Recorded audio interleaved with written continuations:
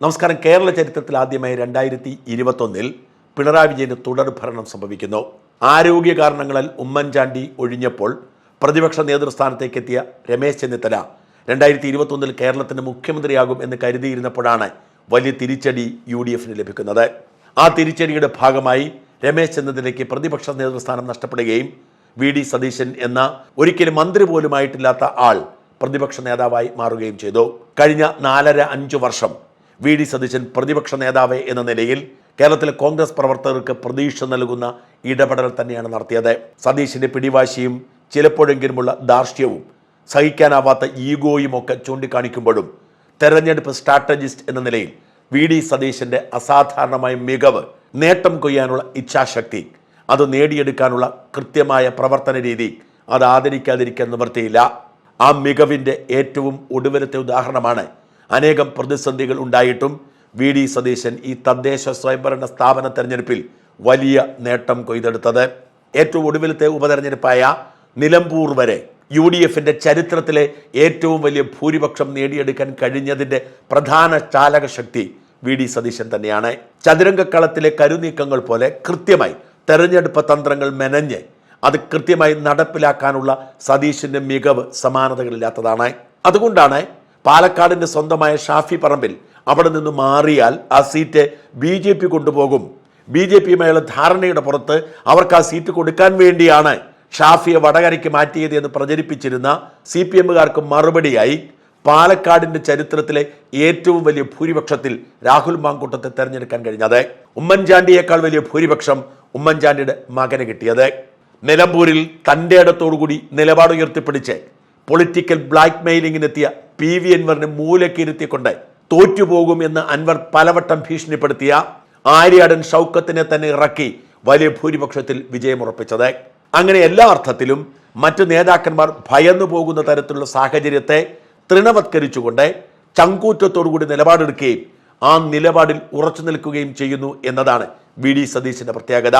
രാഹുൽ മാങ്കൂട്ടത്തിൽ വിഷയത്തിൽ VD സതീശന് അമിതാവേശം, എടുത്തുചാട്ടം, അതിനൊരു പരിഹാരമുണ്ടായിട്ടും പിന്നാലെ നടന്നുള്ള ചൊറിച്ചിൽ, ഇതിനോടൊക്കെ എതിർപ്പുണ്ടെങ്കിലും പ്രതിപക്ഷ നേതാവ് എന്ന നിലയിൽ കോൺഗ്രസ് പാർട്ടിയുടെ വിജയത്തിന് വേണ്ടി VD സതീശൻ നടത്തുന്ന നീക്കങ്ങളെ അംഗീകരിക്കാതിരിക്കാൻ നിവൃത്തിയില്ല.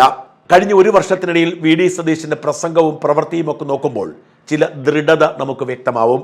കഴിഞ്ഞ ഉപതെരഞ്ഞെടുപ്പിന് ശേഷം പത്രങ്ങളുടെ ചോദ്യത്തിന് ഉത്തരമായി VD സതീശൻ പറഞ്ഞു, അടുത്ത നിയമസഭാ തെരഞ്ഞെടുപ്പിൽ UDFന് മാന്യമായ തിളക്കമുള്ള ഒരു വിജയം നേടിക്കൊടുക്കാൻ കഴിയില്ലെങ്കിൽ താൻ രാഷ്ട്രീയ വനവാസത്തിന് പോകുമെന്ന്. മറ്റു പല നേതാക്കളും പറയുന്നത് പോലെ ചുമ്മാ ഒരു ഭംഗിവാക്കായി പറഞ്ഞതല്ല, പറഞ്ഞത് തന്നെയാണ്.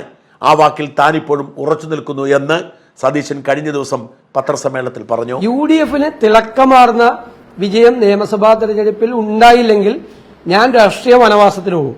ഏറ്റവും അവസാനത്തെ ഒരു പത്രസമ്മേളനം, തിളക്കമാർന്ന വിജയം ഉണ്ടായില്ലെങ്കിൽ എന്റെ ജീവിതത്തിലെ ഏറ്റവും അവസാനത്തെ ഒരു പത്രസമ്മേളനം നടത്തിയിട്ട് ഞാൻ തിരിച്ചു പോകും. ഉറപ്പായിട്ട് പോകും. അത് വാക്കല്ലേ, ഞാൻ കേരളത്തിലെ ജനങ്ങളോടുകൂടി പറഞ്ഞേക്കണ വാക്കാ. നിങ്ങളെ കണ്ടിട്ട് പോകുള്ളൂ. ജീവിതത്തിലെ ഏറ്റവും അവസാനത്തെ പത്രസമ്മേളനം നടത്തി പോകുള്ളൂ, ലാസ്റ്റ് പിന്നെ കാണില്ല. സതീശൻ ഈ പറഞ്ഞത് ഒന്നിലധികം തവണ ഞാൻ കേട്ടു നോക്കി. ഉള്ളത് പറയാമല്ലോ, സതീശനോട് വലിയ അഭിമാനം തോന്നി. 2019 ലോക്സഭാ തെരഞ്ഞെടുപ്പിൽ മത്സരിച്ചപ്പോൾ താൻ ജയിച്ചില്ലെങ്കിൽ രാഷ്ട്രീയ പ്രവർത്തനം നിർത്തും, MLA സ്ഥാനം രാജിവെക്കുമെന്നൊക്കെ PV അൻവർ പറഞ്ഞതുപോലെ അല്ല, നേരെ മറിച്ച് ആത്മാർത്ഥമായി തന്നെയാണ് ഈ പ്രസ്താവന എന്ന് വ്യക്തമാക്കുകയായിരുന്നു സതീശൻ.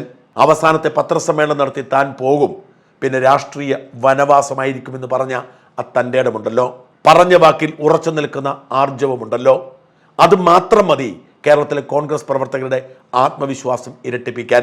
വരാൻ പോകുന്ന തെരഞ്ഞെടുപ്പ് UDF പ്രവർത്തകർക്ക് നിലനിൽപ്പിന് വേണ്ടിയുള്ള പോരാട്ടമാണ്.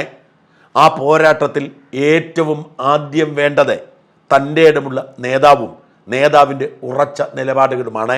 അതാണ് കോൺഗ്രസ് പ്രവർത്തകർക്ക് സതീശൻ ചെയ്തു കൊടുക്കുന്നത്. ബാഹ്യശക്തികളുടെ സ്വാധീനത്തിൽപ്പെട്ട് ചില തെറ്റായ നിലപാടുകൾ എടുക്കുന്നതിനെ വിമർശിക്കുമ്പോൾ തന്നെ പറയട്ടെ, അത്തരം ചെറിയ ചില ഇടപാടുകൾ കൂടി ഒഴിവാക്കിയിരുന്നെങ്കിൽ സതീശൻ ശക്തനായ ഒരു നേതാവായി തന്നെ മാറുമായിരുന്നു.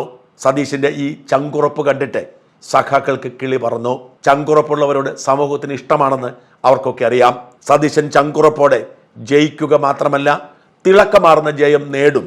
അതിന് സാധിക്കുന്നില്ലെങ്കിൽ രാഷ്ട്രീയ വനവാസത്തിന് പോകും എന്ന് തീർത്തു പറയുമ്പോൾ ഉള്ള ആത്മവിശ്വാസം കൂടി സഖാക്കൾക്ക് നഷ്ടപ്പെടുകയാണ്. അതുകൊണ്ടാണ് സോഷ്യൽ മീഡിയയിൽ പിണറായിയെ താങ്ങി ജീവിക്കുന്ന പ്രേംകുമാർ എന്ന സൈബർ പോരാളി ഒരു വിലാപകാവ്യം രചിച്ചത്. വി ഡി സതീശൻ വനവാസത്തിന് പോവേണ്ടി വന്നാൽ സങ്കടമാണ്. പക്ഷേ കേരളത്തിന് ഇനി പഴയ കാലത്തേക്ക് നടക്കാൻ പറ്റില്ലല്ലോ. തെരഞ്ഞെടുപ്പ് തോൽവിയെപ്പറ്റി വളരെ കുറച്ചേ പറയാനുള്ളൂ.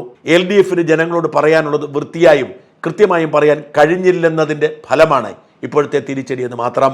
പ്രേംകുമാറിനെ അങ്ങനെ ഉരുട്ടിയെടുക്കാനേ പറ്റൂ. LDF കാട്ടുന്ന വൃത്തികേടുകളും തോന്നിയാസങ്ങളും നിങ്ങളുടെ പബ്ലിക് റിലേഷൻ തള്ളുകൊണ്ടൊന്നും മറച്ചു വയ്ക്കാൻ കഴിയില്ല എന്ന് ജനങ്ങൾ തിരിച്ചറിഞ്ഞു എന്ന യാഥാർത്ഥ്യം ഇനിയെങ്കിലും അംഗീകരിക്കുക. ആദ്യം വൃത്തിയുടെ കാര്യം. ഇടതിൽ നിന്ന് ജനങ്ങൾ പ്രതീക്ഷിക്കുന്നതും വലതിൽ നിന്ന് പ്രതീക്ഷിക്കുന്നതും രണ്ട് കാര്യങ്ങൾ തന്നെയാണ്. ഞങ്ങളിങ്ങനെ ചെയ്താലും നിങ്ങളിങ്ങനെ ചെയ്യാൻ പാടില്ലായിരുന്നു എന്ന് കോൺഗ്രസ്സുകാർ പോലും പലപ്പോഴും പറയുന്നത് കൊണ്ടാണ് വൃത്തിയുള്ള നിലപാടുണ്ടാവുമ്പോൾ അവസാന കണിക വരെ ഉണ്ടാവണം.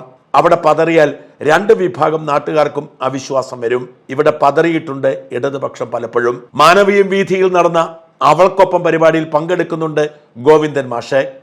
എന്നാൽ ദിലീപിനൊപ്പം നിന്ന സമാന കേസിൽപ്പെട്ട മുകേഷിന്റെ കാര്യം വരുമ്പോൾ ആർക്കൊപ്പമാണെന്ന് അങ്കലാപ്പിലാണിപ്പോഴും പാർട്ടി. അയാൾ രാജിവെക്കണോ എന്ന് അവസാന കോടതി വിധി വന്നിട്ട് നോക്കാം എന്ന് പറയുമ്പോൾ പ്രശ്നമാണ്. വർഗീയതയ്ക്കെതിരാണെന്ന് ആവർത്തിക്കുകയും വെള്ളാപ്പള്ളി കൊള്ളാമെന്ന് പറയുകയും ചെയ്യുമ്പോഴും ഇത് തന്നെ കഥ. 10 കൊല്ലമായിട്ടും ഒരു മന്ത്രിക്കെതിരെ പോലും ഒരു അഴിമതി കേസ് പോലും വന്നില്ലെന്ന് കേരളത്തിലെ റെക്കോർഡാണ്. അതിനെങ്ങനെയാണ് അഴിമതി കേസ് വരുന്നത്? ഏതെങ്കിലും ഒരു മന്ത്രിക്ക് സ്വന്തമായി എന്തെങ്കിലും ചെയ്യാൻ അവകാശമുണ്ടോ? പത്മകുമാറിനെ SIT പൊക്കിയിട്ടും കോടതി പലതവണ ജാമ്യം നിഷേധിച്ചിട്ടും അയാൾ ഇപ്പോഴും പാർട്ടിയിൽ തന്നെയുണ്ട്. വൃത്തിയുള്ള നിലപാടുകൾ ഉണ്ടാവുമ്പോൾ അത് അവസാന കണിക വരെ ഉണ്ടാവണം. അവിടെ പതറിയാൽ രണ്ട് വിഭാഗം നാട്ടുകാർക്കും അവിശ്വാസം വരും. ഇത് ലളിതമായൊരു കമ്മ്യൂണിക്കേഷൻ കാര്യമാണ്. ഇനി കൃത്യമായി പറയലിന്റെ കാര്യം, ചൂരൽമല പുനർനിർമ്മാണത്തിന് പ്രിയങ്ക വാദേരയുടെ ഫണ്ടിൽ നിന്ന് എന്തെങ്കിലും പൈസ വന്നതായി കേട്ടിട്ടുണ്ടോ? രാഹുൽ ഗാന്ധി പ്രഖ്യാപിച്ച 100 വീടുകളുടെ കാര്യം പടച്ചോന് പോലും അറിയില്ല. വീടുണ്ടാക്കാൻ കോൺഗ്രസ്സുകാർ പിരിച്ച ഫണ്ട് ഏതൊക്കെ റിസോർട്ടിൽ ബില്ലടിച്ചെന്ന് അവർക്ക് പോലും അറിയില്ല. എന്നിട്ടും ജില്ലയിലെ റിസൾട്ട് വന്നപ്പോൾ കോൺഗ്രസ് തൂത്തുവാരി. ലേവിറ്റ് ഇതൊക്കെ നുണയാണ്. പാവപ്പെട്ട മേപ്പാടി പഞ്ചായത്തിലെ മനുഷ്യർ ഇന്ന് നരക ജീവിതം അനുഭവിക്കുകയാണ്. അവിടെ ഈ അടുത്ത കാലത്തും പോയി കണ്ടതുകൊണ്ട് പറയുകയാണ്. എൻ്റെ ചോദ്യം ഇടതിനൊപ്പം നിൽക്കുന്നവരോടാണ്. വയനാട്ടിൽ സർക്കാർ നിർബന്ധിതമായി പണി തീർക്കുന്ന ടൗൺഷിപ്പ് ദേശീയ നിലവാരത്തിലുള്ളതല്ല, അന്താരാഷ്ട്ര നിലവാരത്തിലുള്ളതാണ് നമ്മളിൽ എത്ര പേർക്കറിയാം? ഇനി ഒരു ഭൂകമ്പം വന്ന് കൽപ്പറ്റ നഗരത്തിലെ കെട്ടിടങ്ങൾ തകർന്നാൽ പോലും ഇപ്പോൾ പണിയുന്ന ടൗൺഷിപ്പിലെ കെട്ടിടങ്ങൾ പിടിച്ചു നിൽക്കുമെന്ന് നമ്മളിൽ എത്ര പേർക്കറിയാം? നമ്മൾ അറിഞ്ഞിട്ടല്ലേ നാട്ടുകാർ അറിയുന്നത്? ഇത് പ്രേംകുമാർ മനസ്സിലാക്കിയത് ഞാൻ അവിടെ പോയി റിപ്പോർട്ട് ചെയ്തപ്പോഴാണ് കേട്ടോ. നല്ല ഒന്നാം തരം കൺസ്ട്രക്ഷനാണ്, സംശയമൊന്നുമില്ല. നല്ല കാര്യങ്ങൾ നാട്ടുകാരിലെത്തിക്കാൻ കുറേ ആളുകൾ പണിയെടുക്കുന്നുണ്ട്, പക്ഷെ എങ്ങും എത്തുന്നില്ല. വേറെന്തൊക്കെയോ തഗ് ഡയലോഗുകളാണ് പലപ്പോഴും എത്തുന്നത്. യാതൊരുവിധ ഡാറ്റ സപ്പോർട്ടും ഇല്ലാതെ ഒരു മൊബൈൽ ഫോൺ മാത്രം കയ്യിലുള്ള പല സഖാക്കളും മനോഹരമായി അത് ചെയ്യുന്നുമുണ്ട്. നല്ല കാര്യങ്ങൾ എത്തിക്കാതിരിക്കാൻ കാരണം നല്ല കാര്യങ്ങളില്ല. ഇവിടെ മുഴുവൻ തള്ളു മാത്രമാണുള്ളത്. അത് ജനങ്ങൾക്ക് തിരിച്ചറിഞ്ഞു. എന്നിട്ട് എത്തിക്കാത്തതിൽ കുഴപ്പമാണെന്ന് പറയരുത്. PRD ഇവിടെ ഉണ്ടായിട്ടും ഖജനാവിലെ പണം മുടക്കി മുഖ്യമന്ത്രിയുടെ ഓഫീസിലും AKG സെന്ററിലും ഇരുത്തിയിരിക്കുന്നവരൊക്കെ പിന്നെ എന്തു പണി ചെയ്യുന്നു എന്നാണ് പ്രേംകുമാർ പറയുന്നത്. നാട്ടുകാരോട് പറയാനുള്ള കാര്യങ്ങൾ നാട്ടുകാർക്ക് മനസ്സിലാവുന്നത് പോലെ, ഓർമ്മയിൽ നിൽക്കുന്നത് പോലെ പറയണം, പറഞ്ഞുകൊണ്ടിരിക്കണം. ഇത് ലളിതമായൊരു കമ്മ്യൂണിക്കേഷൻ കാര്യമാണ്. തിരിച്ചുവരവിൻ്റെ കാര്യം ഇപ്പോഴത്തതിനേക്കാൾ വലിയ വിജയമാണ് 2010 പഞ്ചായത്തിൽ UDF നേടിയത്. പിന്നെ നടന്ന നിയമസഭാ തെരഞ്ഞെടുപ്പിൽ ഉമ്മൻചാണ്ടിക്ക് ഭൂരിപക്ഷം 2 സീറ്റ്. 10 കൊല്ലം കൊണ്ട് കേരളത്തിനുണ്ടായ നല്ല മാറ്റങ്ങൾ ഒരാൾക്കും നിഷേധിക്കാവുന്നതല്ലോ. മടി ഏതുമില്ലാത്ത തിരുത്തലുകൾ പെട്ടെന്ന് നടത്തിയാൽ കാര്യങ്ങൾ ഇപ്പോഴും കൈപ്പിടിയിലെത്തുമെന്ന് കരുതുന്നു ഞാൻ. ഇനിയുള്ള 3 മാസം ജനങ്ങളോട് പറയാനുള്ളത് വൃത്തിയായും കൃത്യമായും പറയും. ഇടതുപക്ഷം തുടരുക തന്നെ ചെയ്യും. വി ഡി സതീശൻ വനവാസത്തിന് പോവേണ്ടി വന്നാൽ സങ്കടമാണ്. പക്ഷേ കേരളത്തിന് ഇനി പഴയ കാലത്തേക്ക് നടക്കാൻ പറ്റില്ലല്ലോ. എൻ്റെ പൊന്ന് പ്രേമണ്ണ, നിങ്ങളുടെ ഈ തള്ളൊക്കെ വിശ്വസിക്കുന്ന കാലം കഴിഞ്ഞുപോയി. ഈ നാടിന് ഒരുപാട് പിറകോട്ട് നിങ്ങൾ തല്ലി ഓടിച്ചു. ഈ നാട്ടിലെ വികസനങ്ങൾ എല്ലാം നിങ്ങൾ മുനയൊടിച്ചു വിട്ടു. ഈ നാടിനി മുമ്പോട്ട് പോകണമെങ്കിൽ എങ്ങനെയെങ്കിലും ഈ ദുർഭരണം ഒഴിയണം. അത് ഈ നാട്ടിലെ ജനങ്ങൾ തിരിച്ചറിഞ്ഞതുകൊണ്ടാണ് തദ്ദേശ സ്വയംഭരണ തെരഞ്ഞെടുപ്പ് പോലും നിങ്ങൾക്കെതിരെ കുത്തിയത്. പരിചയക്കാരും സുഹൃത്തുക്കളും ബന്ധുക്കളും ഒക്കെ ആവാം ഇക്കുറി നിങ്ങളുടെ പാർട്ടി ചിഹ്നത്തിൽ മത്സരിച്ചത്. പക്ഷെ ചിഹ്നം കാണുമ്പോൾ തന്നെ കലിപ്പ് കയറുന്നതുകൊണ്ട് സ്വന്തക്കാർക്കെതിരെ പോലും വോട്ട് ചെയ്ത് ജനം കലിപ്പ് തീർത്തത് എങ്ങനെയെങ്കിലും ഈ ദുർഭരണം അവസാനിക്കണമെന്ന് ആഗ്രഹിച്ചാണ്. അതുകൊണ്ട് ഇനി ഒരു തിരിച്ചുവരവ് നിങ്ങൾ പ്രതീക്ഷിക്കേണ്ട. അത്രമാത്രം വിഡ്ഢികളല്ല ഈ സമൂഹം.